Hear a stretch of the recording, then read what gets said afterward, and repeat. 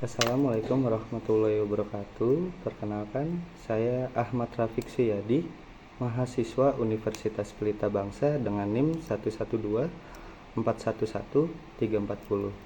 Di sini saya ingin memenuhi tugas ulangan tengah semester mata kuliah berpikir kritis. Di sini saya ingin berpendapat dan berkomentar dengan beberapa perusahaan yang bangkrut di era Prabowo. Nah, di sini ada PT Sri Rezeki Isman Tbk atau bisa disebut Siritek, PT Bitratek Semarang, terus PT Sanken, dan PT Yamaha Musik dan beberapa perusahaan lainnya. Di sini saya ingin menjelaskan satu-satu terlebih dahulu. Di sini saya ingin menjelaskan tentang PT Siritek. PT Sri Rezeki Isman atau bisa disebut Siritek di awal tahun 2025 menjadi pukulan bagi industri tekstilan serta sektor ketenaga kerjaan nasional. Runtuhnya raksasa tekstil asal Solo itu diikuti dengan pemutusan hubungan kerja atau bisa disebut PHK puluhan ribu pekerjanya berdasarkan laporan Kementerian Ketenagakerjaan Kemnaker. Hingga Februari 2025 secara total jumlah buruh yang berdampak PHK Sritex mencapai 10.665 orang. PHK ini sebagai tindak lanjut status pilot perusahaan yang diputuskan ikrar oleh Mahkamah Agung. Gelombang PHK itu sendiri belum usai gonjang-ganjing bangkrutnya Sritek, kabar PHK kembali muncul dari dua pabrik sepatu yang berlokasi Tangerang, Banten. Presiden Konfederasi Serikat Pekerja Seluruh Indonesia KSPSI Andi Gani Nenawea mengungkapkan dua pabrik sepatu yakni PT Adis Dimension Footwear dan PT Victory Cingluh baru saja melakukan PHK massal terhadap ribuan karyawannya. Gelombang PHK itu terdiri dari Januari sebanyak 1.065 orang di PT Bitratek Semarang, di bulan Februari PHK sebanyak 8.504 orang pada PT Sritek Sukoharjo, lalu PT Brimayuda Boyolali 956 orang, PT Sinar Panjajaya Semarang 40 orang, PT Bitratex Semarang sekitar 104 orang. Di sini sangat mengenaskan sekali di era Prabowo, banyak sekali perusahaan yang tutup dikarenakan banyak sekali lapangan kerja. Menurut Kepala Dinas Tenaga Kerja dan Transmigrasi Disnaker Provinsi Banten, Septo Kaunadi, PHK dilakukan PT Adis Dimension Footwear terhadap 1.500 karyawan, sementara PT Victory Cingluh sedang dalam proses PHK terhadap 2.000 pekerja. Susul menyusulnya kabar PHK buruh tersebut membuat SPSI gelisah, mendesak pemerintah bergerak cepat menangani masalah PHK yang semakin mengkhawatirkan di Indonesia. Bahkan dia menyarankan agar pemerintah membentuk satuan tugas khusus untuk menyediakan permasalahan ini. Sebelum itu, penghujung bulan Februari, kabar PHK juga menyeruak dari Yamaha Musik yang akan menutup dua pabriknya di Indonesia. Dua pabrik Yamaha Musik yang akan ditutup adalah PT Yamaha Musik Produk Asia yang berlokasi di Bekasi, Jawa Barat, dan PT Yamaha Musik Indonesia yang berlokasi di Pulau Gadung, Jakarta Timur. Keduanya merupakan pabrik divisi piano. Setidaknya 1.100 orang buruh terkena PHK akibat penutupan pabrik alat musik tersebut. Tutupnya kedua pabrik ini ditenggarai akibat sepinya pemesanan. Di luar industri-industri tadi, startup Eviseri pun dikabarkan memangkas hampir 90% dari total tenaga kerja, yakni sekitar 1.350 orang. Ekonomi dan Pakar dan Kebijakan Publik APN Veteran Jakarta Ahmad Nur Hidayat menilai gelombang PHK ini tak semata mencerminkan masalah internal di perusahaan, akan tetapi ini juga menunjukkan adanya persoalan struktural yang lebih besar dalam perekonomian nasional. Penyebab utama gelombang PHK ini bukan hanya satu faktor tunggal, melainkan gabungan dari berbagai dinamika ekonomi yang terjadi baik di tingkat domestik maupun global. Namun apapun itu, tegas dia pemerintah selalu segera bertindak agar gelombang PHK ini tak membesar menjadi tsunami yang bergoyang ekonomi nasional. Peningkatan angka pengangguran dan menurunnya daya beli masyarakat bisa menjadi ancaman serius bagi stabilitas ekonomi dalam jangka menengah. Pemerintah tegas dia perlu untuk segera menyelesaikan akar permasalahan yang menyebabkan terjadinya gelombang PHK. Pemutusan hubungan kerja atau PHK masal industri tekstil kembali terjadi setelah sebelumnya menerpa Sritex, 2 pabrik sepatu Kabupaten Tangerang, Banten juga terpaksa mem-PHK sekitar 3.000 karyawannya.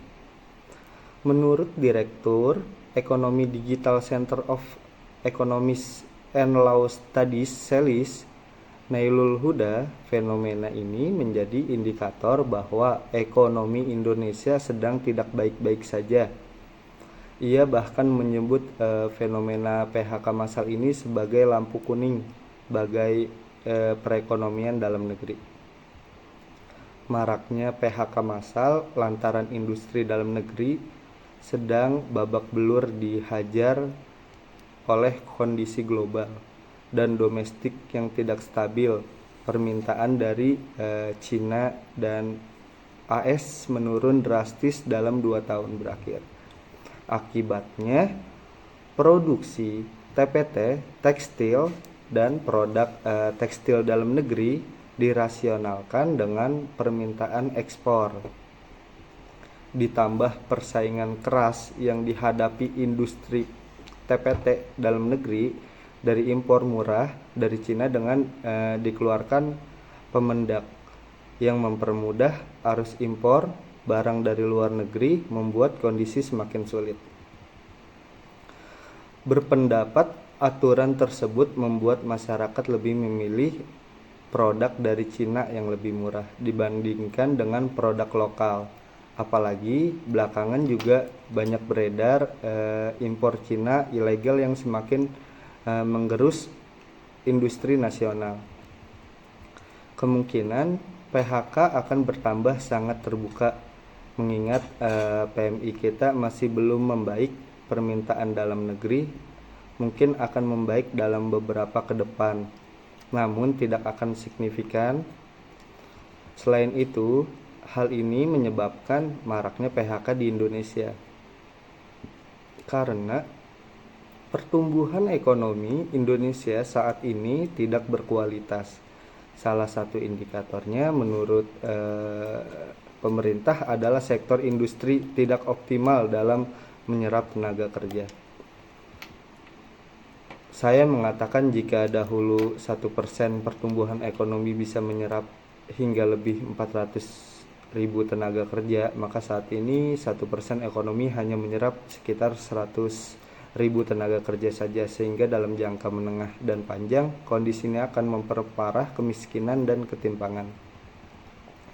Kemungkinan ada deindustrialisasi prematur yang menunjukkan kinerja sektor industri manufaktur tidak optimal. Proporsi industri manufaktur terhadap PDB hanya 18%, padahal 10 tahun yang lalu proporsi pernah mencapai 20%. Menyoroti PMI yang terus melambat dalam beberapa bulan terakhir, yang terus menekan sektor manufaktur, kondisi ini ditambah serbuan produk impor yang semakin menekan industri dalam negeri. Ketika dari sisi supply terganggu dan sisi demand belum pulih, maka pertumbuhan ekonomi akan stagnan dan tidak berkualitas. Jika kondisi ini dibiarkan sampai setahun atau 2 tahun ke depan akan lebih banyak tenaga kerja yang ter-PHK. Sementara itu, Ekonomi Institute for Development of Economy and Finance mengatakan bahwa pemerintah sudah seharusnya mengambil langkah konkret mengingat PHK massal di industri tekstil dalam negeri semakin marak terjadi. Langkah yang sepatutnya diambil pemerintah menurut saya adalah dengan memberikan insentif fiskal seperti penangguhan bayar pajak agar industri bisa tetap bertahan dengan yang diharapkan, tidak lagi terjadi kebangkrutan pabrik. Kedepannya agar terjadi kebangkrutan pabrik, maka sebaiknya memberikan insentif fiskal seperti penangguhan bayar pajak, yang penting mereka survive dulu.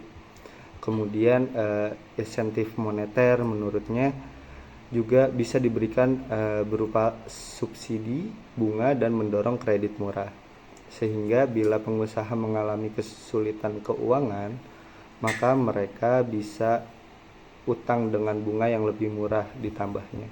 Di sisi lain, pemerintah menurutnya juga perlu mendorong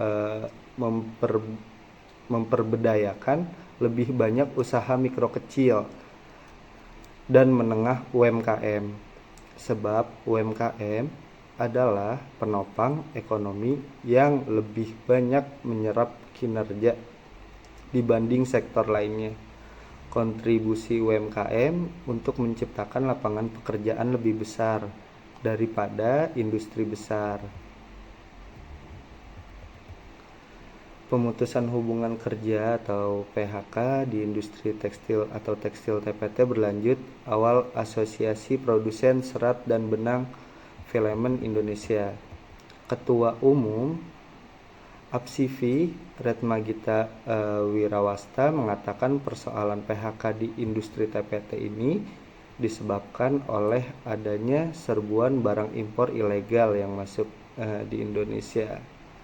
Saya bilang pemerintah sudah tahu masalahnya. Kita sudah bicarakan masalah ini sejak Februari 2023 dengan Kemenko Perekonomian. Menurutnya terkait pembatasan barang impor yang masuk ke Indonesia, komitmen pemerintah sudah mulai terlihat sedikit lewat terbitnya peraturan Menteri Perdagangan nomor 36 tentang kebijakan dan pengaturan impor.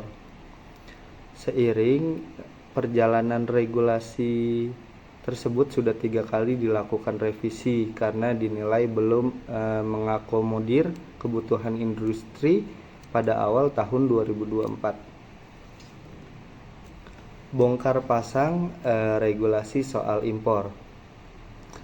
Ini dijelaskan Kementerian Perdagangan dikarenakan banyak kontainer yang akhirnya tertahan di pelabuhan karena belum mampu memenuhi dokumen impor yang diatur dalam regulasi tersebut.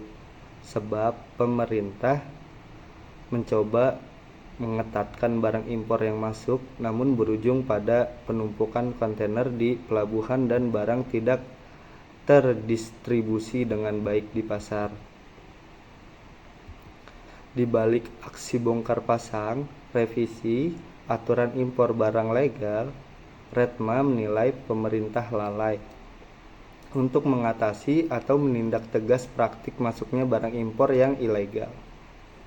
Padahal barang impor ilegal inilah yang justru paling merusak pasar. Pertama, karena harganya yang murah.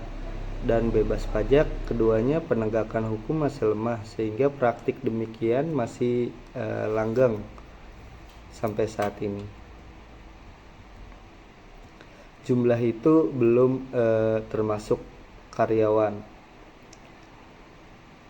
Cash flow pada pelaku usaha terus tergerus karena harus menjual barang di bawah harga produksi. Hal ini dilakukan agar bisa bersaing dengan barang murah impor ilegal. Ini masalahnya bukan biaya produksi saja. Masalahnya ilegal Cina overstock produk tekstil. Pemerintah mereka memberikan insentif bagi pelaku usaha yang melakukan ekspor. Jadi ada peran pemerintah di situ. Sudah murah ditambah barang ilegal masuk tanpa kena pajak. Pemerintah Cina memberikan semacam insentif itu untuk mendorong devisa ekspor. Sementara di Indonesia tidak ada insentif semacam itu untuk industri TPT. Kita harus bayar pajak. Sebetulnya kalau mau fair, impor ilegal itu dihentikan. Jadi kan kita harus bayar PPN, harus bayar bea masuk. Kalau dia bayar sampai sini, saya sama-sama fair harganya. Ketua Umum Asosiasi Pertekstilan Indonesia mengatakan masalah kelebihan stok yang ada di Cina terkait produk tekstil diakibatkan oleh kebijakan trade barrier yang dilakukan banyak negara di dunia untuk melindungi pasar domestik. Pemerintah India mengeluarkan kebijakan trade barrier dalam bentuk tarif maupun non-tarif. Mengingat India merupakan pasar potensial dengan populasi penduduk salah satu yang terbanyak di dunia. Senada pemerintah Amerika Serikat mengeluarkan kebijakan yang lebih ketat dengan istilah negotiation to protect American consumer. Sedangkan Indonesia justru memberikan relaksasi terhadap barang impor yang masuk atas dasar kontainer yang menumpuk di pelabuhan. Terkait dengan itu, cara pelaku usaha menurutnya menunggu ketegasan Presiden Prabowo Subianto mengambil langkah konkret terkait trade barrier untuk melindungi pasar dalam negeri dari serbuan barang impor ilegal.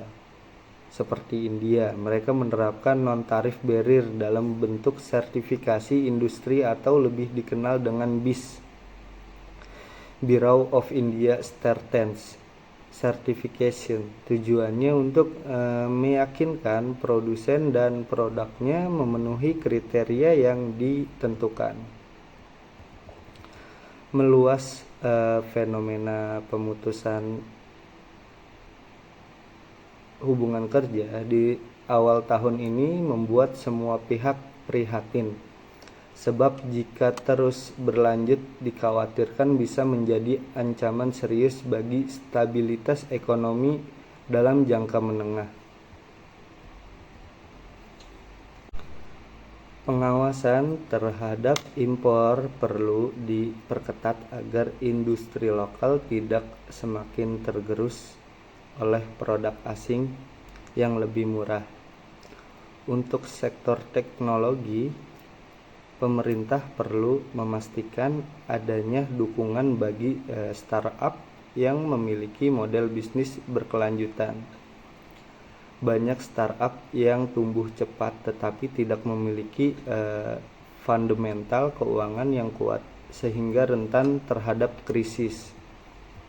Pemerintah perlu memperluas program pelatihan ulang bagi pekerja yang terkena PHK agar mereka dapat beradaptasi dengan kebutuhan pasar tenaga kerja yang terus berubah.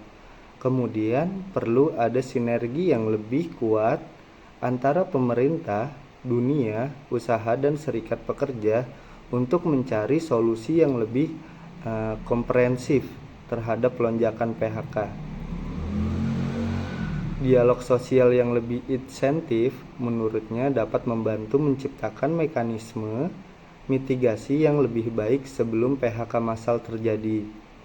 Di bagian lain, menyikapi perkembangan saat ini, Presiden Prabowo Subianto telah mengubah Peraturan Pemerintah PP Nomor 37 Tahun 2021 tentang penyelenggara program jaminan kehilangan pekerjaan atau bisa disebut JKP menjadi PP Nomor 6 Tahun 2025. Aturan yang berlaku mulai 7 Februari 2025 ini mengubah beberapa poin ketentuan dalam aturan sebelumnya.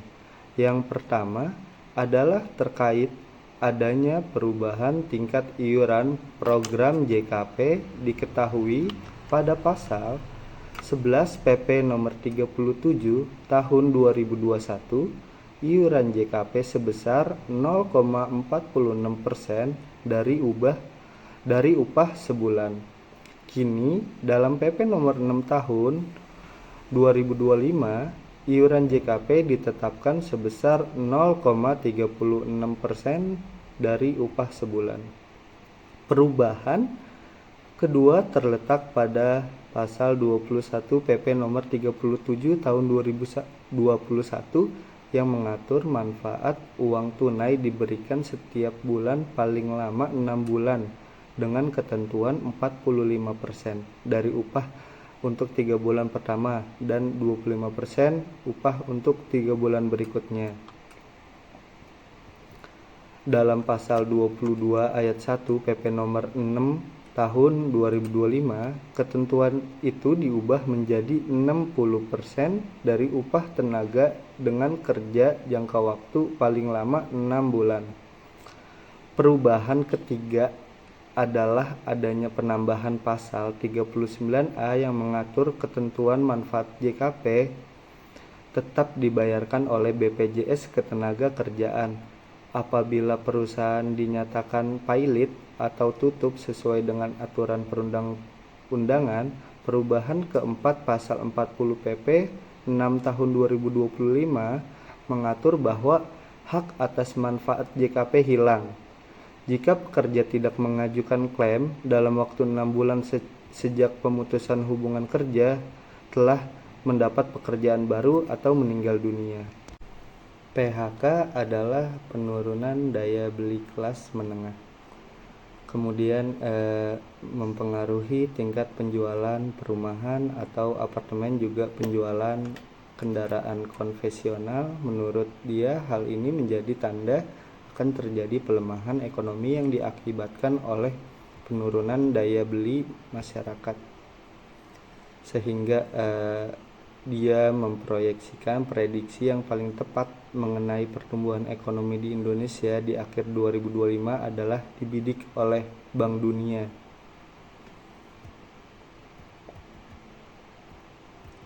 Meski demikian, memproyeksikan pemerintah bisa menolong pertumbuhan ekonomi Indonesia. Selain itu, menurut dia, PHK sebanyak 11.000 di akhir Februari ini juga bisa berdampak pada meningkatnya tingkat kriminalitas di pedesaan. Hal ini dikarenakan banyaknya pekerja terdampak PHK yang memutuskan untuk pulang dari perantaunya. Dampak dari PHK massal 10.000 secara ekonomi, hilangnya pendapatan bagi ribuan keluarga, akan mengurangi daya beli yang pada gilirannya dapat memperlambat konsumsi domestik, sektor yang selama ini menjadi penopang penumbuhan ekonomi Indonesia. Selain menurut PHK juga akan menambah beban pada sistem dan jaminan layanan publik. Hal ini seperti BPJS Ketenagakerjaan, jaminan kehilangan pekerjaan JKP. Pekerja yang sudah tidak mempunyai mata pencarian sementara terpaksa mengandalkan dana dari sistem dan jaminan layanan publik untuk membiayai kebutuhan sehari-hari. Karena banyak pekerja yang kehilangan pekerjaan mungkin membutuhkan bantuan untuk memenuhi kebutuhan dasar. Sebelumnya, Siritek Group berhenti beroperasi. Tercatat ada 10.665 pekerja yang terkena PHK. Lalu di PT Yamaha Musik Produk Asia dan PT Yamaha Indonesia dikabarkan akan menutup 2 pabriknya. Perekonomian di masa pemerintahan Presiden Prabowo Subianto dinilai akan lebih berat dibanding era Joko Widodo. Ekonomi sekaligus Direktur Center Economic mengatakan upaya pemerintah untuk mengelontarkan berbagai insentif atau diskon hingga saat ini ialah bantalan ekonomi daya beli masyarakat yang semakin merosot. Sejumlah insentif dan diskon yang termasuk dalam paket stimulus ekonomi 2025 mencakup kelanjutan program di Ramadan dan Idul Fitri, termasuk diskon tarif tol 20%, stabilitas harga, berbagai insentif bagi sektor properti, kendaraan listrik, dan industri padat karya. Pemerintah juga merombak regulasi untuk meningkatkan kemudahan berbagai perusahaan berusaha, kebijakan penyimpanan devisa hasil ekspor, sumber daya alam di dalam negeri, serta peluncuran Balion Bank pada 26 Februari lalu. Atas seragam insentif diskon tersebut, memprediksi momen Ramadan dan Lebaran kali ini tetap belum mampu mendorong pertumbuhan ekonomi secara musiman. Namun, menyoroti timbulnya permasalahan ekonomi, diskon tarif listrik 50% sebelum Ramadan tiba, dia menyarankan sebaiknya insentif listrik dilanjutkan hingga akhir tahun sehingga disposable income masyarakat bisa meningkat. Langkah mengelontorkan insentif ini dilakukan pemerintah imbas adanya pemutusan hubungan kerja di sektor padat karya yang masih pada 100 hari lebih pemerintahan Prabowo. Pemerintah gagal dalam melindungi industri dalam negeri, alias lebih sibuk menarik investasi baru dibanding mempertahankan industri yang sudah ada. Daya saing industri tekstil pakaian jadi terus melemah dengan sejalan dibukanya karena impor barang melalui pengusaha banyak yang banting setir jadi importir ketimbang produsen manufaktur. Tebaran insentif ini mempengaruhi kinerja APBN. Kuncinya ada di skala prioritas hasil efisiensi anggaran yang lalu.